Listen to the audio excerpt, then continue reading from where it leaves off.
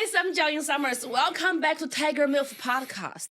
I think what is so powerful of Weekend in Taipei is that the representation in film for not just for like our beautiful scenery in Taiwan, but the woman, the culture. Well, yeah, the cast and the. I mean, that for me was the most affecting thing by making this movie is like, you have to have a Western lead in order to sell the movie across the world, but everyone else in the cast is Asian.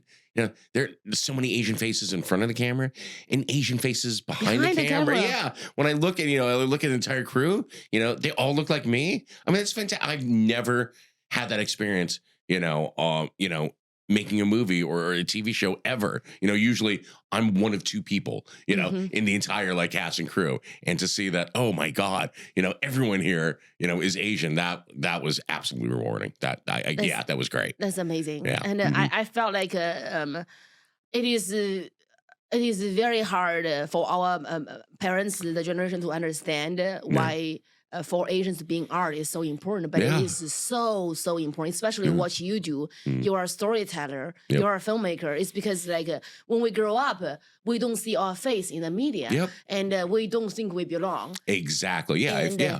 Especially since, movies, YouTube, TV, this is, most colleges kill me for saying this, but it is our literature now. This is what most people consume, for storytelling, for entertainment, and not to see yourself represented on there. Yeah, it does make you feel like you do not belong. That you feel like an other, a less than. Yeah, and so I think it's incredibly important that we get more exposure. Yes. In that world. And even in films, when we see an Asian face, we are not portrayed in a way that is authentic. Yeah. It's serving a story to other people. And for you to make your film in your own way of telling it is that there's so much heart and soul in the movie. We've never seen an Asian woman is that complex. Yeah. Like May portrayed. It's just that's the you have an Asian mom. And she's not just this obedient woman. Yeah. She's so complex, but we don't really see Asian women portrayed the way that is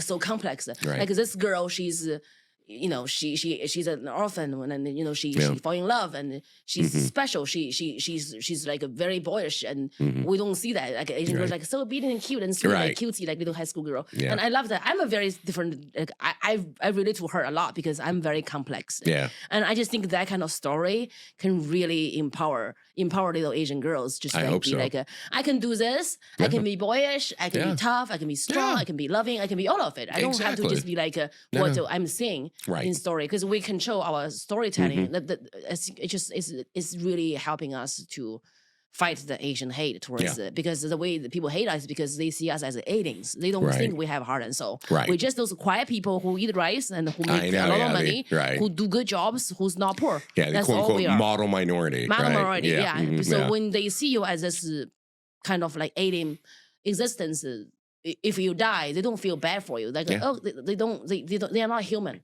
Right.